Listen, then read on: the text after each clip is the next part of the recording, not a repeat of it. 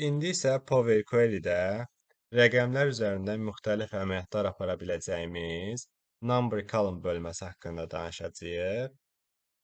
Bu bölmədə biz toplama, çıxma, yuvarlaqlaşdırma, ortalama və sair digər əmrləri görə bilərik.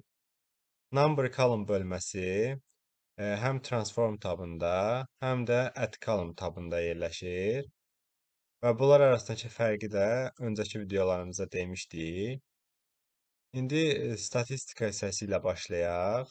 Burada sum, yəni toplama, minimumu, maksimumu, ortalaması və sayları və sair digər əmrləri var.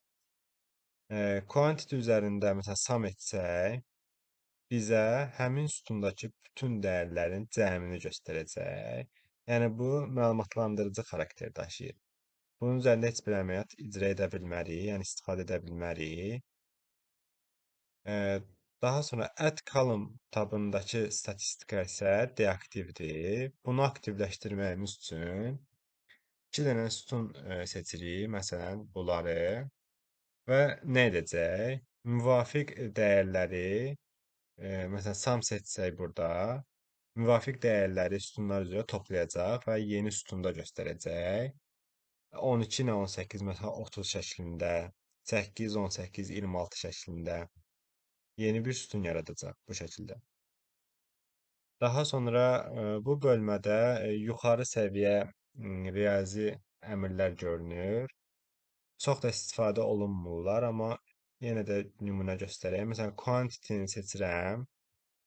Transform tabından eləyək. Burada power bu kvadrata yüksəltməkdir. Gördüyünüz kimi 12, məsələn 8.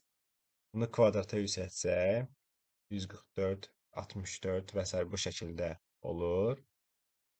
Daha sonra trigonometrik əmrlər var.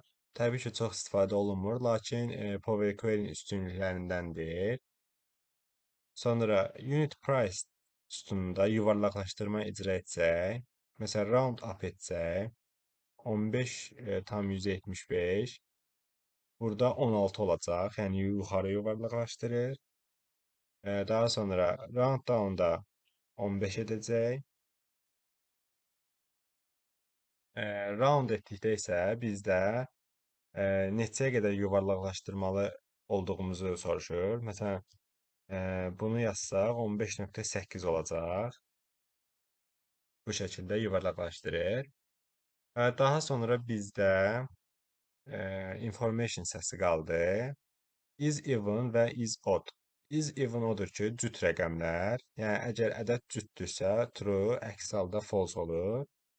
Is odd isə təkdir. Yəni ədəd təkdirsə true, əks halda false olacaq. Məsələn, burada indi is even etsək, add column edək bunu. Bu şəkildə. Is even cüt idi. Əgər ədədimiz cütdürsə true olacaq, təkdirsə false olacaq.